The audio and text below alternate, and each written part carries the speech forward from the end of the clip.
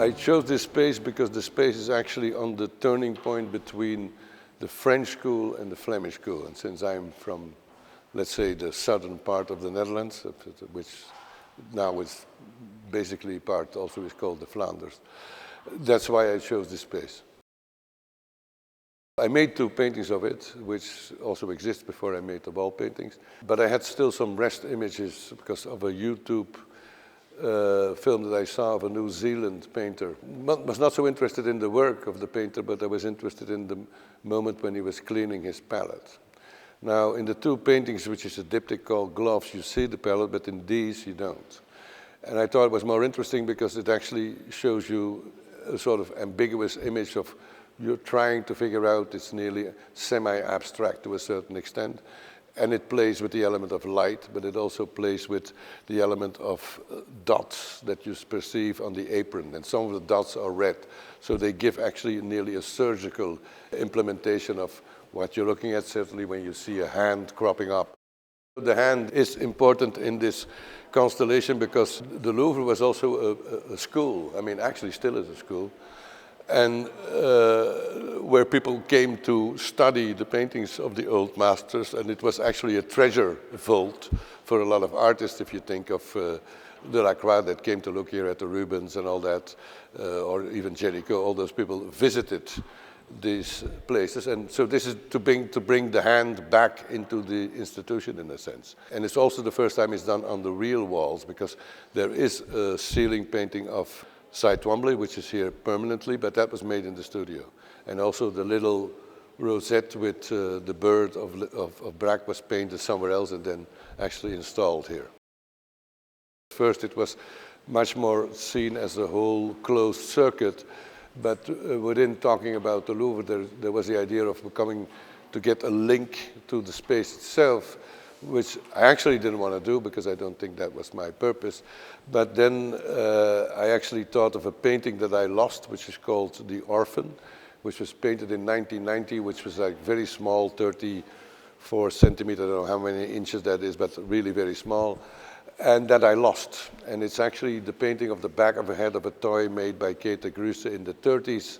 And I just thought I'm going to remake that image on a completely different scale because this is 4.5 meters.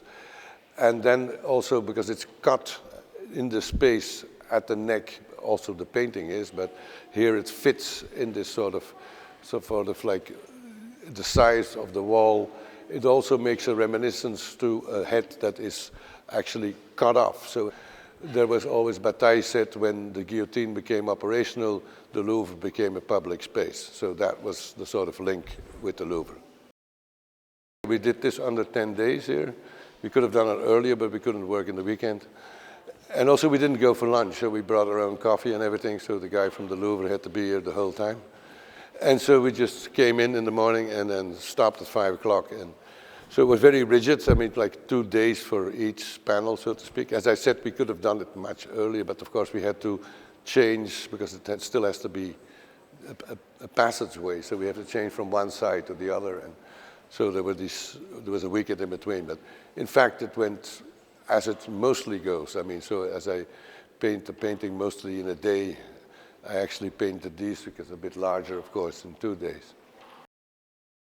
We did actually a SketchUp of the space before and tried out several things. And there were things that were very, very, very effective, like I could have done like the pigeon eyes, which would have been blown you away, but then that would have been too much in your face. So I wanted to then make it a bit more understated and then came up with this solution. If you would see the real oil painting, of course, the oil painting is a different material because here we had to use theatrical paint that sort of like disintegrates within a year, because this thing is meant to be there here. So now the 26th of May, it will actually be overpainted and it will be ephemeral and it will no longer exist. But because they cannot work the walls, because then it would go into the ventilation. So in that sense, there is a sort of restriction on how you make your dégradés and you make develop the colors. So in that, it's probably a little bit more graphic than the painting is itself, and that means that you have these islands cropping up in the back of the head. In the backdrop, you see the Valentin at Boulogne, which is normally actually in this space. And what's interesting is that, of course, that's the Caravaggists. You have the clair obscur. You do have that in my paintings, but it's mediatized imagery. So it's like a close-up, which you don't see in real life. You especially don't encounter in real life. So that's a huge difference. But on the other hand, the detail in itself becomes the unanimity of the image itself, which I think is interesting. So that makes always a link. And now the Spanish are behind there, so that link could be even darker. I hate things that are like over-romanticized, not real, and therefore the ambiguity is something that's in life. Doubt is too. And so I think it's important that you make people reconfigure something in front when they're in front of something, and try to at least make them think to a certain extent, and put them on the wrong foot also to a certain extent. So these things are, I think, have to do with the element of awareness. I mean, that's like, I always liked Velázquez, I still do, because I think he's one of the greatest painters. But I started to like Goya better because he's uneven and he's annoying. So the element of annoyance is kind of something that's important. It's about the idea of coolness, warmness, temperature, and this has to do probably also something where I come from, but to a certain extent I believe in tonality unlike color. So let's say that if you take Ellsworth Kelly, which is a painter I adore, but that's sculptural.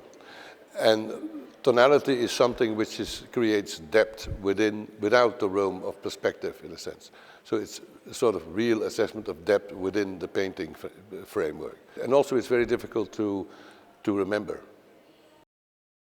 If we go through that space, we pass Poussin and we turn left, we get into where you see most of the Flemish paintings, and especially one, which is they only have one, which is a painting from Jan van Eyck, which is called La Vierge de la Chancellerie-Rollin, which is, according to me, amazing. I saw Jan van Eyck when I was 8 years old.